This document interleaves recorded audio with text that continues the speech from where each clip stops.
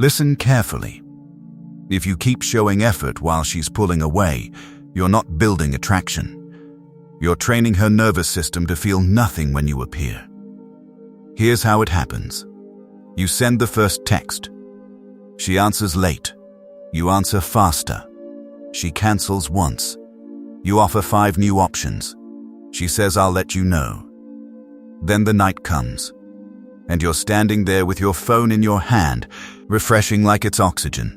And the worst part, you think you're being a good man. But your energy is quietly saying, "Please choose me." That's why the more you chase her, the less she feels you. Not because you're a bad man, because your presence stops leading and starts asking. Now listen. This isn't about tricks, this isn't about acting cold, and it's not about punishing anyone. It's about one shift: presence over pressure. Because when you stop trying to manage her and start mastering yourself, her mind stops relaxing around your availability and starts leaning forward into your absence. Some of you already know this channel. You already know the calm we build here. And today, we're going to apply it where most men lose themselves: dating. By the end of this, you'll know exactly what to do when she replies late, cancels plans, goes quiet, or starts giving you maybe energy, without chasing, without pretending you don't care, and without losing your self-respect. Let's begin. Level 1. Stop bleeding power. Number 1. Stop chasing her. Here's the first hard truth. Chasing isn't confidence. It's anxiety wearing a suit. You think you're showing interest, but your energy is saying, "You're the prize. I'm hoping I qualify," and the moment you chase, you hand her the frame. You stop being the man she feels drawn to and become the man she manages. Because attraction doesn't move toward pressure. It moves toward presence. So here's your first rule. The one invite rule. You invite once, clearly, cleanly. "Let's meet Friday, 7 p.m. If she's vague, "If I'm free, I'll see," you don't negotiate, you don't chase the maybe. You simply return to your life. Because the fastest way to lose your weight is to keep proving you exist. And when you stop chasing, 3 things return immediately: space, polarity, curiosity. Not because you played a game, because you finally stopped trying to force a tide that was already pulling away. And if you get this wrong, everything else you do becomes pressure. Which leads to the next point, where most men quietly destroy their value. Number 2. She wants the man who doesn't need her. Most men won't say it, but they want a woman to complete them. Not with words. With behavior. They rearrange their schedule like a servant. They drop their priorities like they were nothing. Their mood rises and falls with her replies. Let me make it real. You send a text at 9:12. She doesn't answer by 9:40. And now you're thinking, did I say something wrong? Should I send another message? Maybe she's losing interest, so you send a meme. Then a follow-up. Then a haha, no worries. But your nervous system doesn't feel no worries. It feels withdrawal. That doesn't feel like love to her. It feels like pressure. She doesn't want to complete you. She wants to join you. A steady life already in motion. A man who doesn't need her isn't cold. He's full. His days have rhythm. His attention has weight. His purpose doesn't pause when a woman appears. This is Stoic self-command.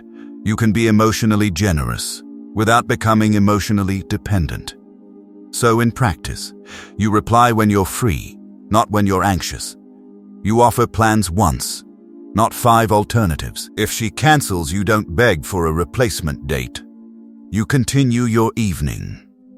Because your life is not a waiting room. And the signal stays consistent. I enjoy you, and I'm good either way. That energy is rare. And what is rare becomes valuable. But here's the part most men miss. Neediness isn't always what you do. It's how you do it. Which brings us to the real problem. Your energy. Number 3. Control your energy, not her reaction. Women feel your energy before they understand your words. You can type, "No worries, it's fine," while your body is screaming, "Please don't leave." Energy doesn't lie. Neediness hides in patterns like long paragraphs from a restless mind, double texting to fix a silence, checking your phone every 2 minutes. That isn't presence. That's leaking power. So the Stoic man flips the target. He stops asking, "How do I make her respond?" and starts asking, "How do I keep myself steady?" Here's your second rule. The 2-text ceiling. 2 texts maximum without a reply. And the second one should be practical, not emotional. Example, text 1, "How's your week going?" Text 2, "Hit it, if you're still up for Friday, let me know." Then you stop. Not to punish her, not to win. Because you respect reality. And when the urge hits, when you feel your hand reaching for the phone, pause. 1 slow breath in, hold. Exhale longer than you inhale. You're training your nervous system to lead, because real emotional leadership isn't controlling her behavior, it's controlling your current. Now we move to level 2. This is where attraction becomes real, because now your presence has weight, and weight creates mystery. Level 2, restore weight and mystery. Number 4, mystery turns her on. Most men kill attraction with too much access. They overshare, they over-explain, they narrate every thought. There's nothing left to discover. Mystery isn't manipulation. Mystery is restraint. A mysterious man isn't hiding, he's selective. He doesn't dump his entire life story on the second date. He doesn't explain his every move. He lets time reveal him. Because pacing builds curiosity. Curiosity builds tension. Tension becomes desire. Let me show you the difference. Man A talks non-stop to prove his value.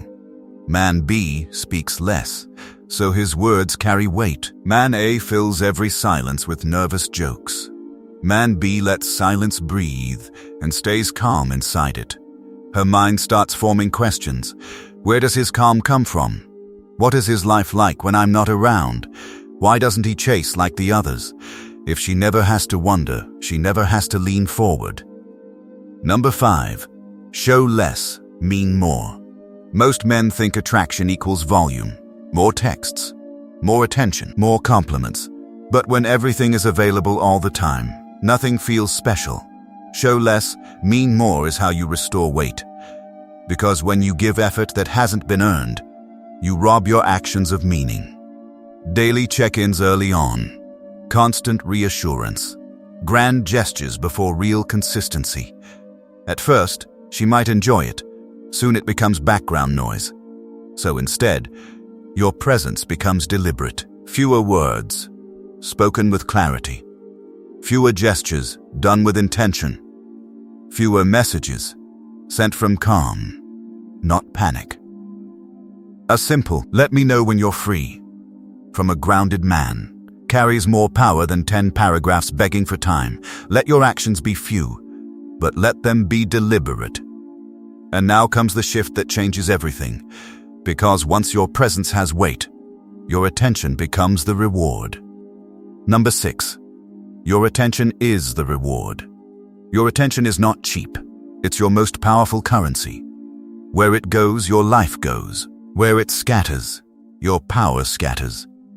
Most men spend attention like loose change, liking every photo, reacting to every story, replying in seconds to prove they care. Then they wonder why their presence doesn't feel special. A Stoic man treats attention like something sacred. He doesn't chase dopamine through constant contact. He doesn't give deep focus to shallow connections. He doesn't let attraction override his standards. your attention should be earned by consistency, respect, shared values, not just beauty and charm. And here's what happens when your attention is disciplined. A single focused moment with you starts to mean more than 1,000 scattered moments with a man who is always available. Now we enter level 3. This is where you stop performing confidence and become unshakable. Level 3. Become unbreakable.